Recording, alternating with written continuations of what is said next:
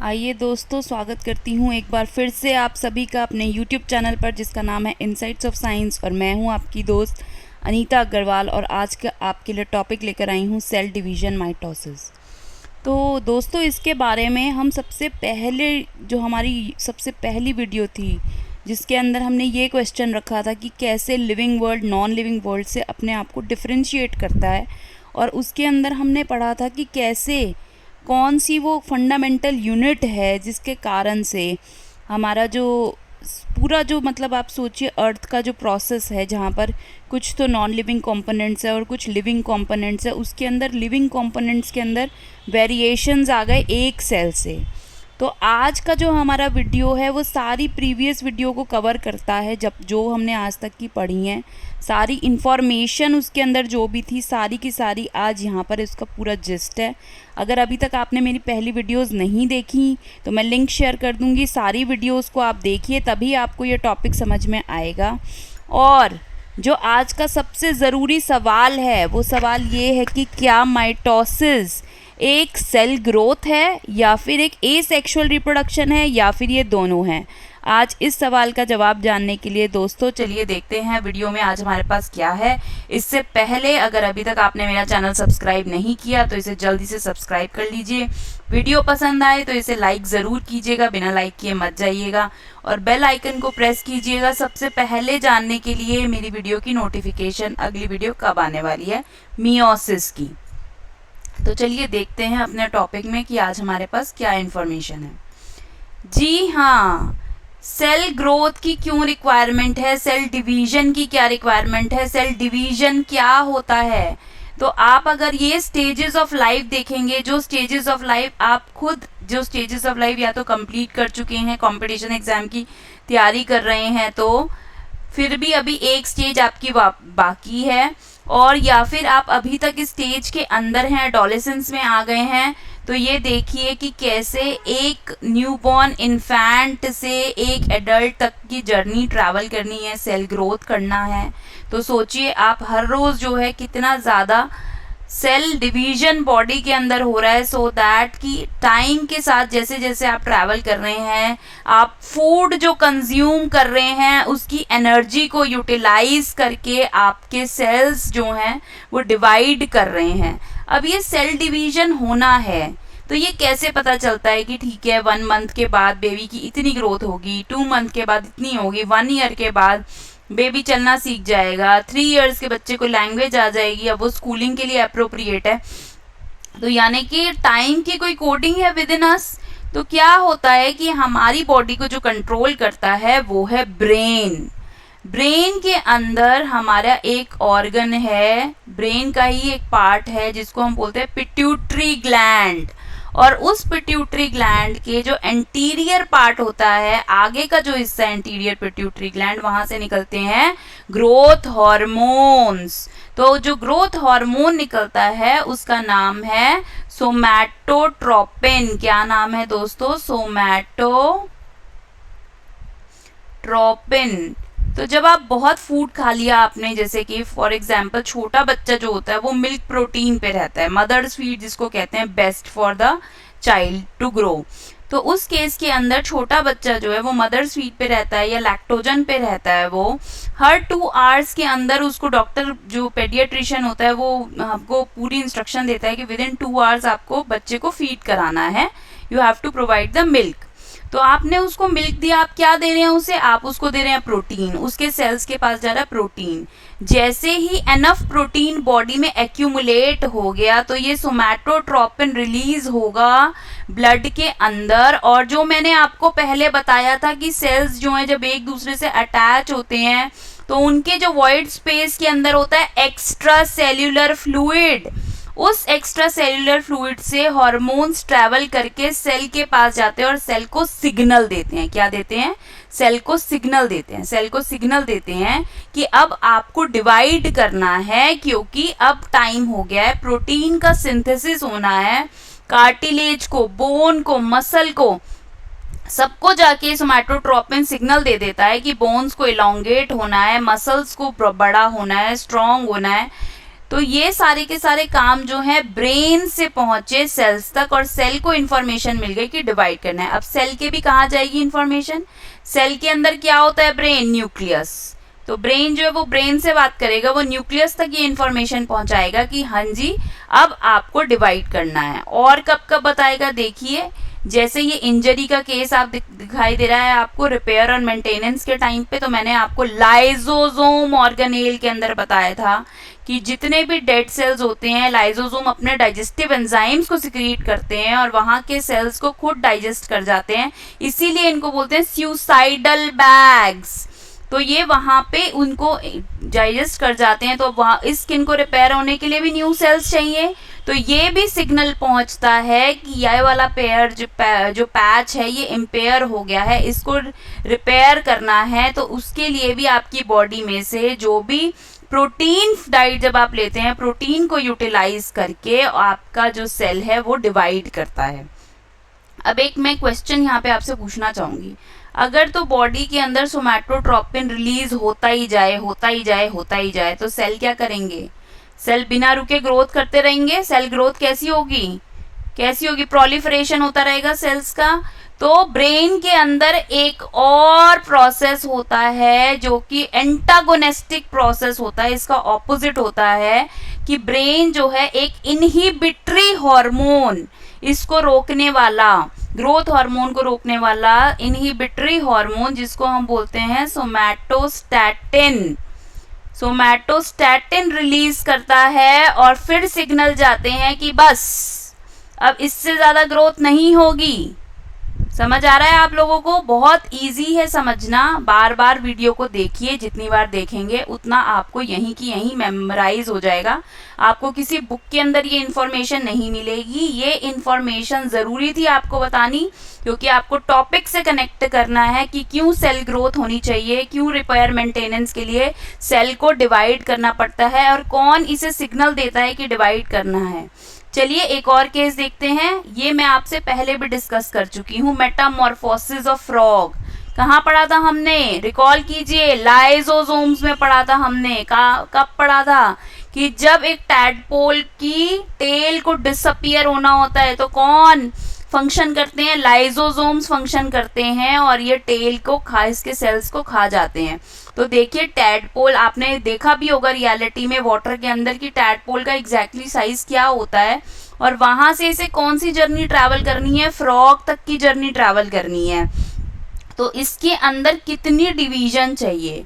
तो ये जो फेज होता है जो कि वो एक चाइल्ड स्टेज से लेके एडल्ट स्टेज तक ट्रैवल करता है, इसी चीज को, इसी रैपिड फिजिकल चेंजेस को बोलते हैं मेटामॉर्फोसिस। तो इस केस में तो एग होता है, इसमें चाइल्ड नहीं होता। मैमल्स में चाइल्ड टू एडल्ट होता है, इस केस में तो एग से लार्वा, लार्वा से प्यूपे, प्यूपे से फिर उसके बाद जो फाइनल बन जाता है आपका, इस केस में फ्रॉग है, और अगर बाई चांस कैटरपिलर होगा तो वहाँ बटरफ्लाई होगी। तो इस तरीके से क्या होता है, जो फिजिकल रैपिड फिजिकल चेंजेस होते हैं इसी को बोलते हैं मेटामॉर्फोसिस, एक्सट्रीम और रैपिड। ठीक है, इसके अंदर या तो पूरे ऑर्गेनिज्म का बॉडी प्लान चेंज हो जाता है, या फिर उसके अंदर जैसे for example number of legs increase हो गई, या ब्रीथिंग रेट इंक्रीज हो गया। तो इस तरीके से आपने देखा यहाँ पर टेल वैनिश हो गई है। तो इस तरीके से सेल डिवीजन का प्रोसेस होता है। जैसे जैसे फूड इनटेक होता है, फूड इनटेक से ब्रेन को सिग्नलिंग मिलती है कि अब इतना फूड एक्यूमुलेट हो चुका है कि हम प्रोटीन सिंथेसाइज कर सकते हैं। तो फिर उसके बाद प्रोटीन सिंथेसिस होता है टाइम पीरियड के accordingly, the body starts grow, और इस प्रोसेस को सेल डिवीजन कहते हैं, माइटोसिस कहते हैं।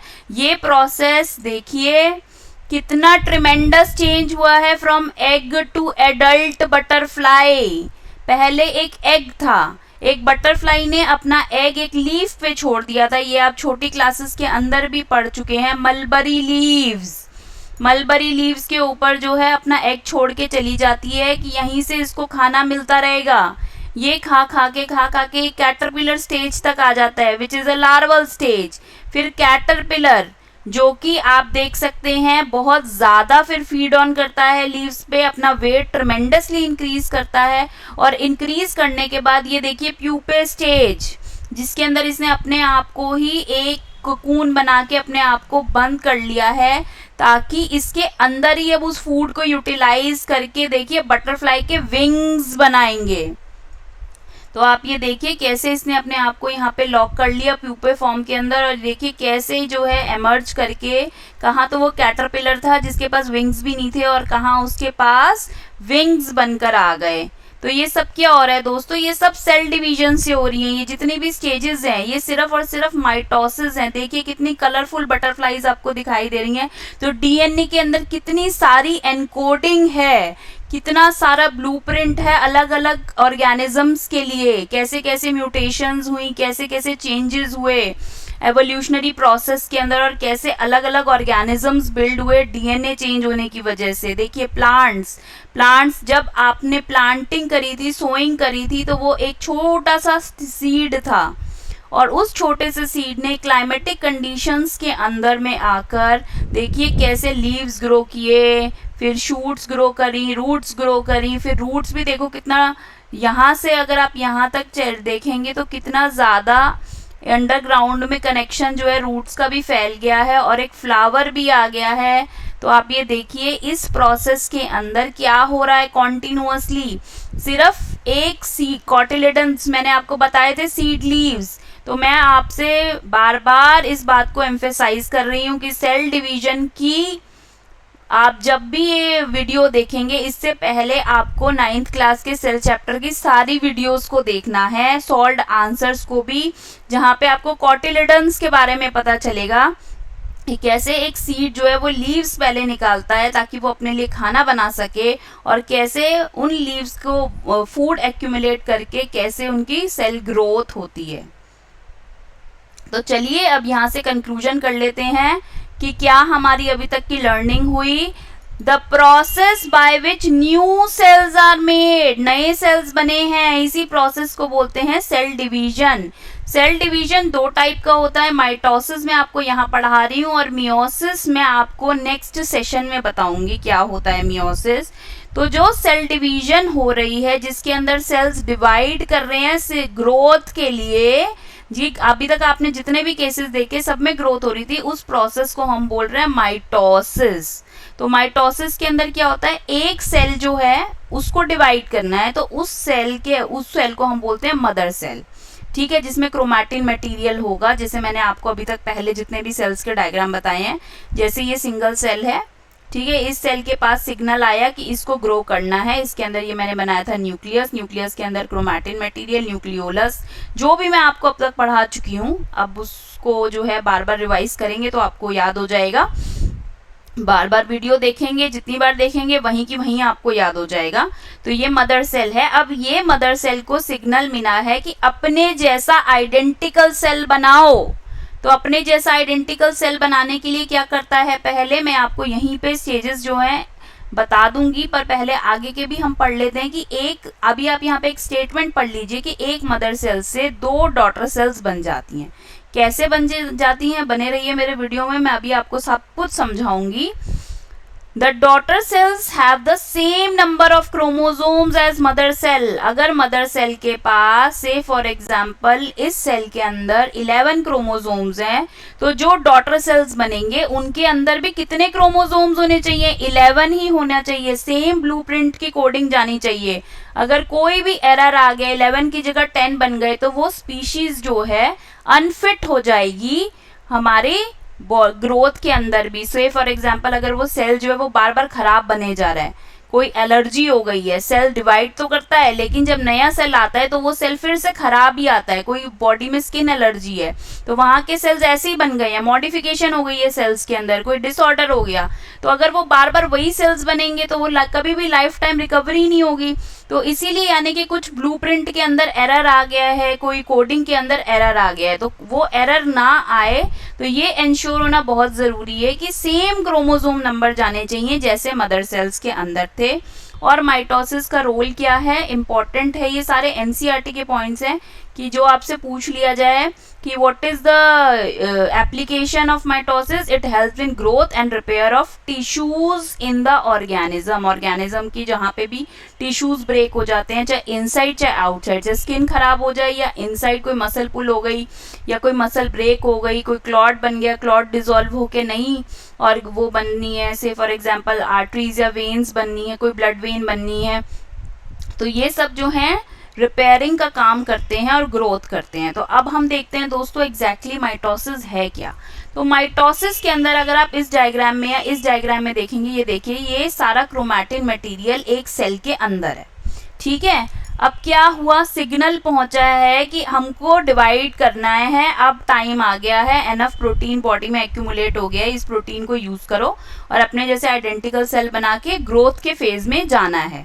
तो क्या हुआ, जैसे ही ये क्रोमैटिन मटेरियल जितना भी था, अब इसके पास काम ये आ गया कि इसे अपने जैसा एक और सिंथेसाइज करना है। तो मैंने जब आपको क्रोमोसोम्स बताए थे कि क्रोमैटिन मटेरियल्स जो है वो अपने आप को, ये देखिए सिंगल क्रोमोसोम है, अब इसको काम दिया गया अपने जैसा एक और बनाओ। तो इसने क्या किया, अपने आप की जैसी एक कॉपी और बना ली। तो अब क्या हुआ, इसके अंदर जो हमारा सेल होता है, इसके अंदर साइटोप्लाज्म में एक ऑर्गेनेल होती है ऐसे सर्कुलर शेप में, जिसको हम बोलते हैं सेंट्रियोल। और जब ये सिग्नल पहुंचता है सेल तक कि सेल को ग्रो करना है, तो सेल का न्यूक्लियस बहुत बड़ा हो जाता है सेल के अंदर। देखिए इस सेल के अंदर आपको सिर्फ न्यूक्लियस दिखाई दे रहा है और बाकी सारी ऑर्गेनेल्स जो हैं वो श्रिंक होती चली जाती हैं साइटोप्लाज्म के साथ साथ, ठीक है। अब डायरेक्टली सिर्फ जो क्या दिखाई दे रहा है, बड़ा बड़ा सिर्फ और सिर्फ न्यूक्लियस दिखाई दे रहा है। ये सेंट्रियोल्स जो होते हैं ये अपने आप को सेल के दो एंड पे 90 डिग्री पे अरेंज कर लेते हैं और इन सेंट्रियोल्स में पतले पतले फाइबर्स निकल के आते हैं अपने आप ही, जिनको हम बोलते हैं स्पिंडल फाइबर्स। ये देखिए, तो सबसे पहला क्या फेज होता है, प्रोफेज। प्रोफेज से पहले भी एक फेज होता है जिस फेज का नाम होता है इंटरफेज।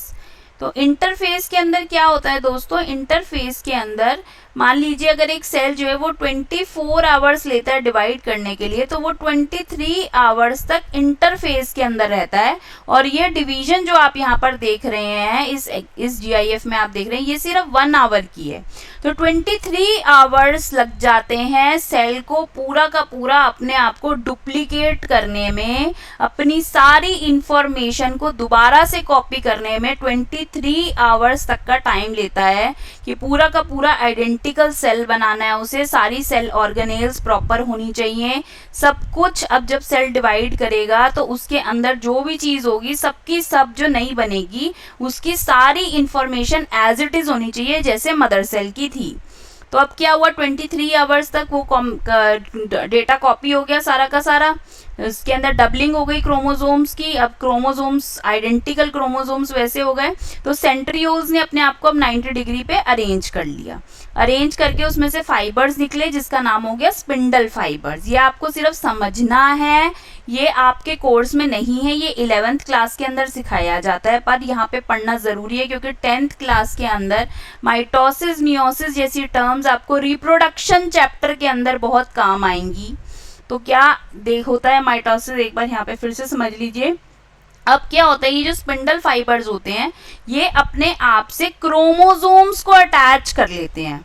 तो क्रोमोसोम्स जो है उन्होंने अपने आप को अटैच कर लिया स्पिंडल फाइबर से, और स्पिंडल फाइबर से अटैच होने के बाद फिर थोड़ी देर के बाद वो क्या होता है, प्रोमेटाफेज के अंदर आ गए जहाँ पे स्पिंडल फाइबर अभी अटैच हुए हैं। प्रोफेज के अंदर अभी सेंट्रियोल्स जा रहे हैं सिर्फ 90 डिग्री तक और स्पिंडल फाइबर बन रहे हैं, ठीक है।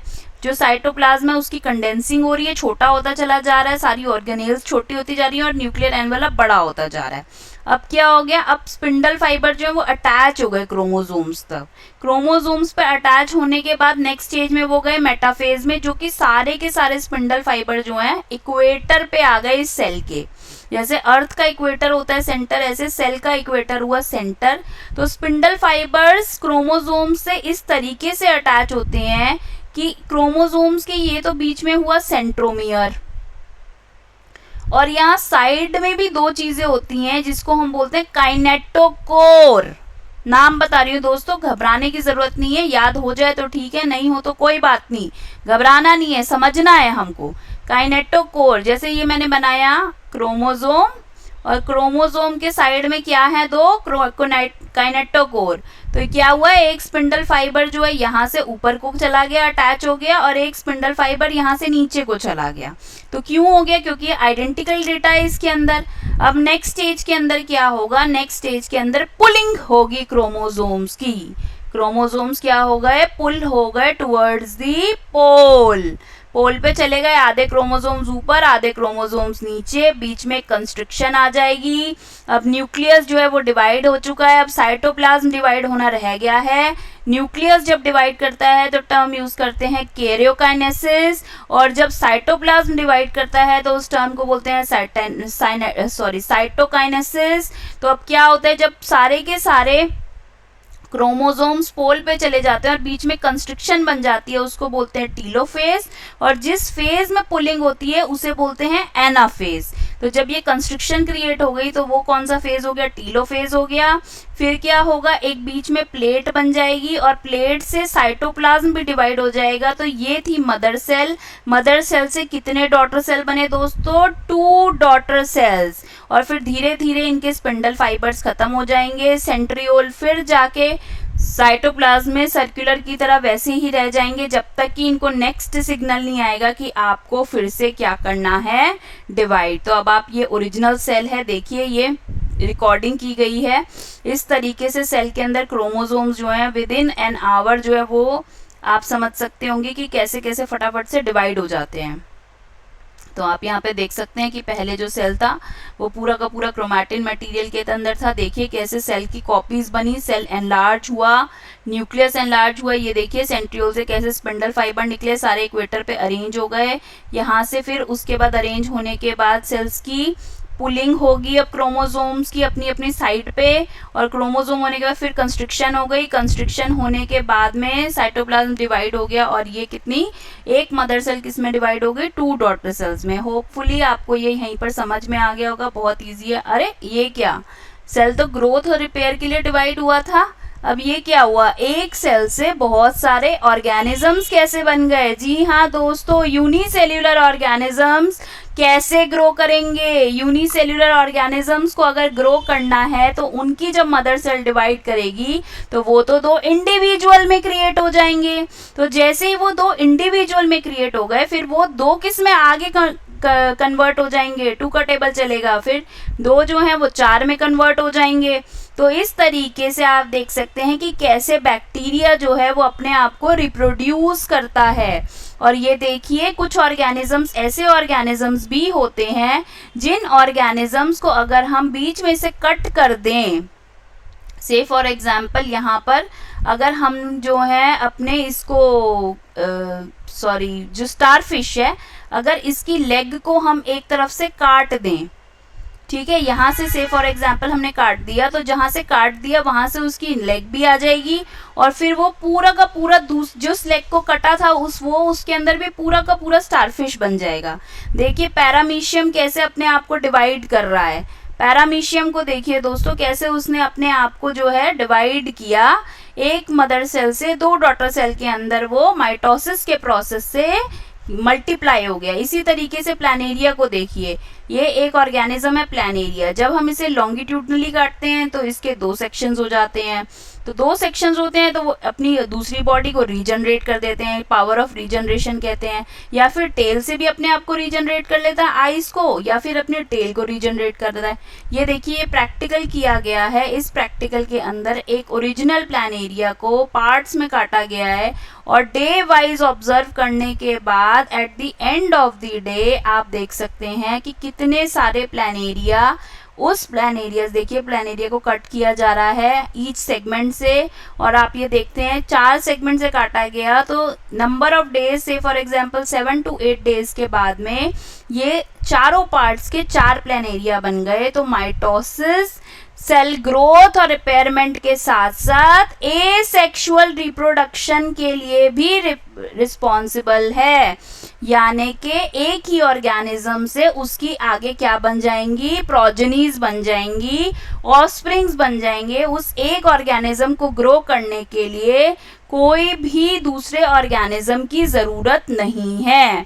और mitosis is also a mode of asexual reproduction. तो जिस क्वेश्चन को हम लेके चले थे कि क्या ये सिर्फ सेल ग्रोथ करेगा या क्या ये सिर्फ जो है सिर्फ और सिर्फ एसेक्सुअल रिप्रोडक्शन करेगा, तो हम उस आंसर तक पहुंच चुके हैं कि माइटोसिस जो है वो सेल ग्रोथ भी करता है, रिपेयरमेंट भी करता है, और वो कुछ ऑर्गेनिजम्स के अंदर एसेक्सुअल मोड ऑफ रिप्रोडक्शन भी है। जैसे प्लांट्स के अंदर भी है। प्लांट्स के अंदर क्या होता है, आप वेजिटेटिव प्रोपोगेशन होती है तो उसमें भी सेल ग्रोथ ही होती है। कोई एक पार्ट को कट करके आप उसे डिग कर दीजिए, सो कर दीजिए, और कुछ टाइम के बाद आप देखिए कि उसका दूसरा पार्ट भी अपने आप ओरिजिनेट हो जाएगा और वो प्लांट भी ग्रो कर जाएगा। कभी वो स्टेम पार्ट से ग्रो करता है, कभी वो रूट पार्ट से ग्रो करता है। तो ये सब टॉपिक जो है ये आप 7th क्लास में पढ़ चुके हैं, वेजिटेटिव प्रोपोगेशन। चलिए देख लेते हैं, आप कंक्लूजन देख लेते हैं। जो अभी तक हमने पढ़ा था उसको दोबारा से रीड करके समझ लेते हैं कि जो हमने पढ़ा था वही सब आपने इमेजेस के थ्रू समझा है। Mitosis is a process of cell division. Cell divide हो रहा है जिसके अंदर एक सेल जो है वो 2 genetically identical daughter cells produce कर रहा है। तो जेनेटिकली आइडेंटिकल होंगी तभी वो उसके जैसे दिखाई देंगे। अगर जेनेटिकली आइडेंटिकल नहीं होंगी तो उसमें एरर होगा, या तो वो सर्वाइवल फॉर द फिटेस्ट हो जाएगा, वीक होगा तो उसकी डेथ हो जाएगी, और सबसे स्ट्रॉन्ग होगा तो आगे जब उसकी रिप्रोडक्शन होगी तो जो नई प्रोजेनी बनेगी वो उसके जैसी स्ट्रॉन्ग बनेगी। तो सेल डुप्लीकेशन होता है और सेल रिप्रोडक्शन भी होता है।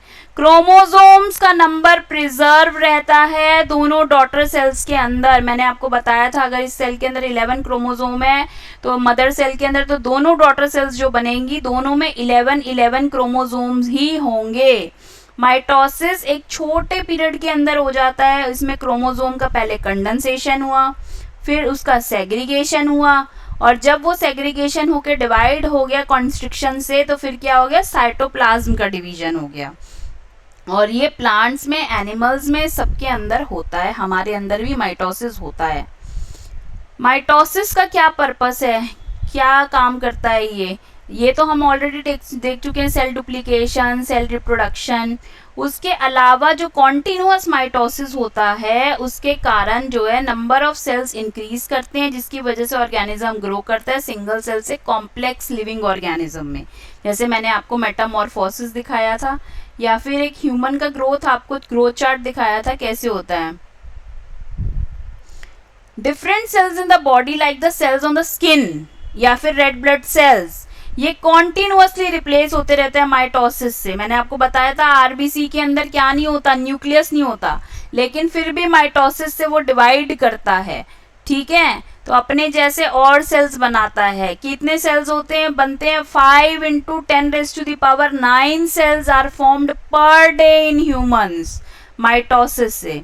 माइटोसिस रिपेयरमेंट भी करता है और रीजनरेशन भी करता है बॉडी स्ट्रक्चर्स का, जैसे मैंने आपको स्टारफिश के अंदर बताया था। और कुछ ऑर्गेनिजम्स के अंदर ये मेथड ऑफ एसेक्सुअल रिप्रोडक्शन है, नॉट सेक्सुअल रिप्रोडक्शन। क्या है, एसेक्सुअल रिप्रोडक्शन, जिसके अंदर सिर्फ और सिर्फ एक ही ऑर्गेनिज्म इन्वॉल्व है और उसी से पॉपुलेशन ग्रो कर रही है।